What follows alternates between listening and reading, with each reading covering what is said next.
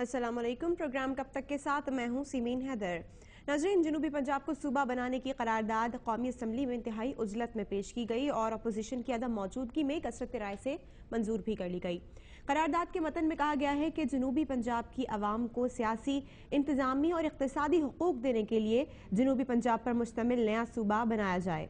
दूसरी जानिब हुकूमत की तरफ जनूबी पंजाब सूबे की करारदाद के जवाब में मुस्लिम लीग नून ने भी मुल्क में 4 नए सूबे बनाने की करारदाद कौमी असम्बली सेक्रेटेरिएट में जमा करा दी है, जिसमें कहा गया है कि जनूबी पंजाब के साथ साथ हजारा, बहावलपुर और फाटा को भी फौरी तौर पर सूबा बनाया जाए ताकि यहाँ के आवाम को मजीद बाइख्तियार बनाया जा सके और इन इलाकों की माशी और इंतजामी तरक्की भी मुमकिन हो सके।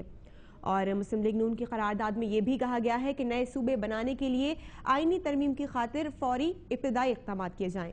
इसके साथ साथ कौमी असम्बली में जनूबी पंजाब सूबे की करारदाद मंजूर होने के बाद खैबर पख्तूनख्वा असम्बली में हजारा को अलग सूबा बनाने के लिए भी करारदाद जमा करा दी गई, जिसे खैबर पख्तूनख्वा हुकूमत ने मुस्तरद करते हुए इसे सियासत चमकाने का हरबा करार दिया है।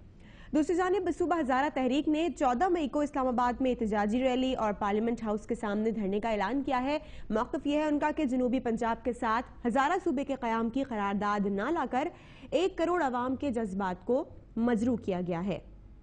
नाज़रीन, हकीकत यही है कि कौमी असम्बली से जनूबी पंजाब की करारदाद की मंजूरी के बाद मुल्क में मजीद सूबों के क़याम की दौड़ शुरू हो गई है, जिसने नए सियासी इंतशार को जन्म दिया है।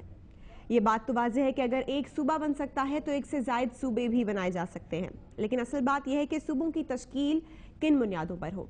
क्या सिर्फ करारदादों से नए सूबे बन सकते हैं? एक ब्रेक के बाद हमें ज्वाइन करें, क्योंकि वक्फे के बाद अपने मेहमानों से आपका तारुफ कराएंगे और गुफ्तगू का सिलसिला शुरू करेंगे।